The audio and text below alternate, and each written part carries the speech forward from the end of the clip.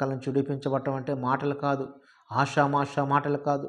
చాలామందికి తెలియట్లేదండి ఈ లోకంలోని దేవుని బిడ్డలారా. ఎంతకాలం కూడా ఇంకా బంధకాల్లోని ఆ కోరపు మరి ఆ చీకటి ప్రతి బంధకాల్లో ఉండే జనాలందరూ కూడా దేవుని బిడ్డలారా ఇంకా కూడా మరి వెలుగులోకి రాలేకపోవటం కారణం ఏంటంటే దేవుని బిడ్డలారా, దేవుని వైపు చూడక ఈరోజు ఆ ప్రేమగల దేవుడు నీకు నాకు దొరికింది కాబట్టి ఈరోజుకి అనేకల ప్రజల మధ్యలోకి వెళ్ళి మనం ప్రకటిస్తున్నాం. హల్లెలూయా. ఎంతకాలం అండి ఈ లోకము? కొద్ది కాలమే.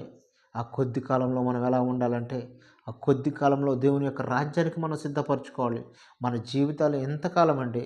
నీటిలోని మరి యొక్క జీవితాలు బుటకల్లాంటివి దేవుని బిడ్డలారా. కుండలో ఆవిరి లాంటి మన యొక్క జీవితాలను మనం ఎప్పటికప్పుడే మనం సరి చేసుకోకపోతే దేవుని బిడ్డలారా కొంత క్షణమే దేవుని బిడ్డలారా ఆయన రాజ్యానికి మనం సిద్ధపడాలి.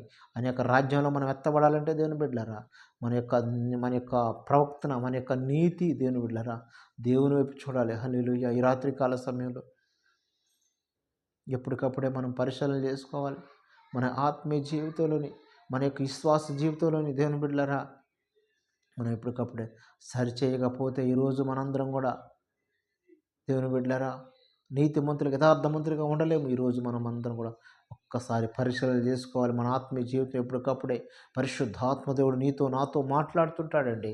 ప్రతి దినము ప్రతిరోజు ప్రతి క్షణము ప్రతి గడియ ప్రతి నిమిషం ప్రతిరోజు కూడా నీతో నాతో మాట్లాడుతున్న దేవుడు కనుక ఆయన ప్రేమకు మనం ఎప్పటికప్పుడే లోబడాలి. ఈ లోకంలో కొద్ది కాలమే కొంత క్షణమే దేవుని బిడ్డలారా చూస్తున్నాం. దేవుని బిడ్డలారా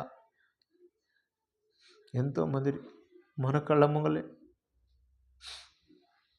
చనిపోతున్నారు.